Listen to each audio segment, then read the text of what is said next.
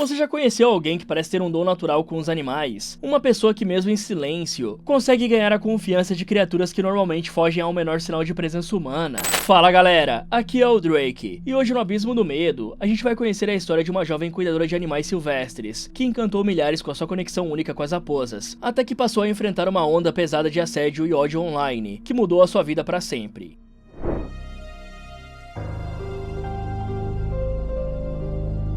Tem pessoas que gostam de animais domésticos, tipo cachorro e gato, mas tem aquela galera que curte os animais mais selvagens, do tipo que podem arrancar um pedaço de você a qualquer segundo, como por exemplo o nosso famoso Richard Rasmussen, que já se enfiou em cada situação que é até difícil de acreditar, como essa loucura aí onde o cara ficou cara a cara com um crocodilo 2 vezes maior que ele e ainda ficou preso quando foi fugir. Mas nem todo mundo que gosta de bicho selvagem quer sair por aí encarando crocodilos, mas o que essa galera tem em comum é o grande respeito por cada espécie e o sentimento de proteção delas, que é o caso da Michaela Raines, nascida em 5 de março de 1995, em Burnsville, no Minnesota. E desde criança, ela sempre mostrou uma grande paixão pelos animais, mas foi quando tinha 15 anos e ajudou uma amiga a cuidar de uma raposa órfã que ela encontrou o seu propósito de vida, passando a se dedicar completamente à proteção aos animais. Por isso, o próximo passo dela foi começar a estudar biologia. Então, aos 18 anos, ela já estava se preparando para ser uma reabilitadora e também começou a postar vídeos no YouTube, onde explicava um pouco sobre os cuidados com os animais, como nesse aqui,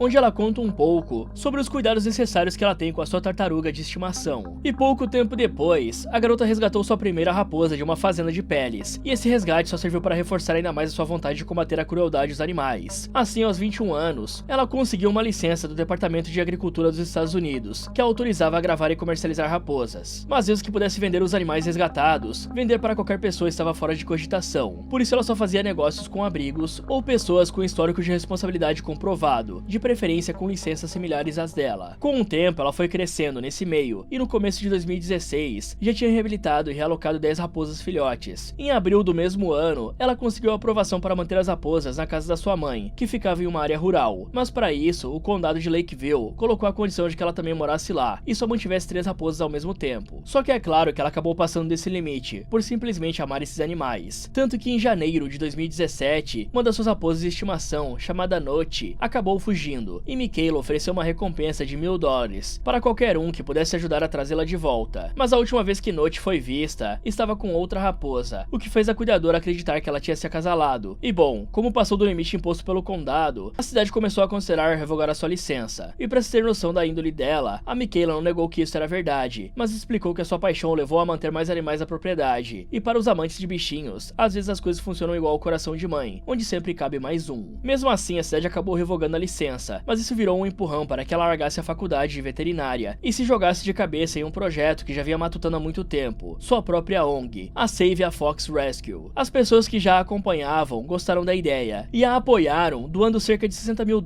em 3 meses, o que foi crucial para permitir que a Michaela começasse de novo em outro condado, só que agora em uma escala de resgate ainda maior. Assim, em 2019, a organização já tinha virado o maior centro de resgate de raposas dos Estados Unidos, e com essa reputação da Save a Fox, foi questão de tempo até chamarem a atenção da mídia, chegando até mesmo a receber uma matéria na National Geographic, onde a fotógrafa que colaborou descreveu o santuário de Michaela como um mundo de fantasia. Mas com a fama, veio também o crescimento da demanda por resgates, principalmente nas regiões do sul dos Estados Unidos, onde a concentração de fazendas de peles é maior, o que fez com que ela precisasse expandir as suas operações, e para isso, ela precisava de um segundo abrigo, para dar conta de tantas raposas precisando de ajuda. Com esse objetivo em mente, ela lançou uma campanha de arrecadação de fundos no GoFundMe, e a resposta do público foi ótima. Isso permitiu a inauguração de um novo santuário. E uma coisa interessante do trabalho da Michaela era o jeito que ela lidava com os fazendeiros de peles, porque vira e mexe, sai alguma notícia de ativismo radical por parte da galera defensora dos animais. Como por exemplo, aqui mesmo no Brasil, quando a Luísa Mel, em uma época que era um pouco mais prestigiada, juntou um grupo de ativistas para invadir o laboratório do Instituto Royal em São Paulo, onde resgataram beagles, coelhos e camundongos, acusando o local de fazer testes cruéis com os animais. E durante a confusão ainda destruíram várias pesquisas científicas, o que deu maior repercussão lá em 2013. Então, pensando nessa galera, a maioria odiaria os donos de fazendas de pele, e nem sequer tentaria trocar uma palavra com eles. Mas a líder da Save a Fox fazia diferente. Ao invés de brigar com os fazendeiros, ela tentava conversar para que chegassem a um acordo sobre uma forma de resgate. E me digam aí nos comentários, vocês acham que essa é uma boa forma de lidar, ou acham que a coisa tem que ser mais radical mesmo? Porque no caso dela, a colaboração, mesmo sendo muito questionada por alguns ativistas, fez com que ela salvasse centenas de raposas raposas de um destino cruel, principalmente em 2023, quando um dos fazendeiros se aposentou e concordou em transferir legalmente todas as 500 raposas da sua propriedade para o resgate da Michaela, desde que os custos fossem cobertos. Assim, a Save a Fox começou uma nova campanha de arrecadação de fundos e conseguiram uma boa grana para ajudar a fazer isso. Mas mesmo que a Michaela fosse conhecida por causa das raposas, ela também participou do resgate de chacais, esquilos, pássaros e répteis, o que sempre mostrou seu forte compromisso com a vida selvagem. Só que aí começa a parte pesada, porque além das críticas de comprar raposas de fazendas de pele, já que querendo ou não, ela acabava injetando dinheiro em um mercado que ela mesma combatia, outras pessoas ainda acusaram ela de resgatar mais raposas do que podia cuidar. E mesmo que as críticas fossem menores, quando comparadas ao apoio que a cuidadora recebia, já deixavam indícios da hostilidade que estava começando a cercar e que com o tempo teria um impacto devastador na sua vida. Mesmo assim, a Michaela sempre defendeu suas ações, argumentando que seu objetivo principal era salvar vidas, e que em muitos casos, a compra era a única forma de remover os animais de situações de extrema crueldade. Ela também se esforçava para garantir que todas as raposas, sob seus cuidados, recebessem atenção e tratamento adequados, refutando todas as acusações de negligência. Mas é aquilo, né, galera? É sempre mais fácil falar do que fazer. Então muitas pessoas aproveitavam a internet para apontar o dedo. Até porque as críticas que envolviam a capacidade da Michaela em capitalizar as redes sociais, e esquecem que isso também foi fundamental para o sucesso e a visibilidade da Save a Fox Rescue. E o Instagram foi uma das primeiras plataformas onde a Michaela conseguiu um número grande, porque ali é um lugar onde as pessoas são mais intimistas. Então ela postava várias fotos e vídeos do seu cotidiano no abrigo, o que permitia que seus seguidores acompanhassem de perto a recuperação e as interações dos animais resgatados. Mas calma, que não parava por aí não. Lembra daquele vídeo da tartaruga que eu falei no começo? Então, ela continuou postando sobre os outros animais resgatados, até que também teve seu foco quase completamente direcionado para as raposas, principalmente para a Finnegan e a Dixie, que apareceram em vários vídeos. E dá pra ver em cada um deles o carinho que ela tinha por essa espécie. Então, não era de se espantar que o conteúdo dela acabaria crescendo cada vez mais, o que fez com que ela chegasse aos impressionantes 2,4 milhões de inscritos no YouTube e 500 mil seguidores no Instagram. Só que ela usava outras redes também, e dentre elas, ela decidiu investir na criação de uma conta num site adulto, que foi um dos momentos que mais marcou os últimos meses da sua vida, porque ela tinha feito isso como mais uma forma de fonte de financiamento para o santuário. E embora sua motivação fosse altruísta, a partir desse momento, a separação entre a vida pública e privada dela se tornou ainda menor, e a internet, que antes era na maior parte aliada, começou a mudar de lado. Mas devemos levar em conta que a Save a Fox é uma organização enorme e sem fins lucrativos, e mesmo que a Michaela dedicasse sua vida inteira para isso, ela também não podia viver só de doações. Só que a escolha de abrir uma página adulta para isso foi basicamente dar munição para todos aqueles que já tinham algo contra ela. Assim, o que começou com umas críticas perdidas aqui e ali, dizendo que era só preocupação com os bichos e tal, rapidinho virou ataque pesado. Daí pra frente, o negócio já era tentar derrubar de vez o trabalho dela, pegar pesado na saúde mental, xingar, zoar a aparência, inventar boatos, e tudo isso para manchar a imagem da Michaela e do Save a Fox. Pra resumir, pararam de criticar a causa e passaram a atacar a pessoa. Mas as coisas que já estavam passando do ponto se tornaram cada vez mais insanas, com pessoas aleatórias e grupos dedicados a monitorar e atacar cada passo da Michaela e da sua organização. E esse ambiente de hostilidade gerou aquela atmosfera de paranoia e de cansaço, onde cada nova publicação ou aparição pública criava mais ataques, que deixavam ela mais frustrada, e com isso, mais ataques vinham. E pra quem já passou por situações de bullying, sabe bem como isso é, já que para algumas pessoas, ver alguém sofrendo é um motivo ainda maior para fazer essa pessoa sofrer ainda mais. E um dos principais locais desse assédio todo foi o subreddit Save a Fox Snark, onde a palavra Snark já deixa implícito qual era a ideia, já que é uma gíria que significa zoar. Então esse fórum se tornou um centro para difamação e ódio, onde nele os usuários anônimos se sentiam à vontade para discutir abertamente a saúde mental da Michaela, questionar a sua profissionalidade e disseminar boatos maldosos. E isso se dá muito pelo fato de que o anonimato e a distância física que a internet proporciona facilitam a escala da agressão por causa da sensação de impunidade, permitindo que os agressores expressem opiniões que cara a cara jamais teriam coragem de dizer. Só que para agravar a situação, esses ataques não vinham só de pessoas aleatórias da internet, porque relatos indicam que até mesmo membros da própria comunidade de proteção aos animais estavam envolvidos nisso, seja por rivalidade profissional, inveja do crescimento e da visibilidade da Michaela, ou até mesmo divergências sobre os métodos e filosofias de resgate. E ser atacada por aqueles que tinham os mesmos objetivos que ela deve ter sido ainda pior, porque uma coisa é receber críticas de pessoas que você nem sequer conhece, outra é receber insultos o tempo todo, vindos de pessoas que deveriam ser suas aliadas. Pra piorar, ainda atacavam muito as questões psicológicas dela. A Michaela tinha o diagnóstico de borderline, que é um transtorno emocional bem difícil, com oscilações de humor e impulsividade. Quem já passou por isso ou conhece alguém sabe o quanto pode ser pesado. Além disso, ela também já lidava com a depressão e com o autismo, o que pode ter contribuído para deixar ela ainda mais sensível a tudo isso. isso. Então, a combinação dessas condições de saúde mental, junto da exposição constante à toxicidade online, criou o pior cenário possível, onde em junho de 2025, Michaela faleceu aos 29 anos, vítima dos próprios conflitos internos. Uma mulher que dedicou sua vida ao resgate de raposas e à luta contra a crueldade animal. Infelizmente, acabou perdendo a batalha contra os seus próprios conflitos internos, impulsionados, é claro, por pessoas cruéis, que queriam despejar ódio gratuito em alguém. 3 dias depois, em 23 de junho de 2025, Ethan Frankamp, o marido da Michaela e o seu parceiro na missão da Save a Fox, postou um vídeo intitulado Uma Perda Inimaginável para o Resgate, onde ele começa dizendo que não é um conteúdo para crianças e avisa sobre o gatilho emocional. No vídeo, o cara está claramente conturbado e conta as lutas da Michaela com o autismo, a depressão e o borderline. Também falou sobre a profundidade do sofrimento dela, chamando de chuva de sujeira as coisas que tanto ela quanto a sua organização de resgate enfrentavam por anos. Em outro trecho, ele disse o seguinte: elas consistentemente espalhavam alegações e rumores ridículos. Ela não aguentava mais o que estava sentindo e encerrou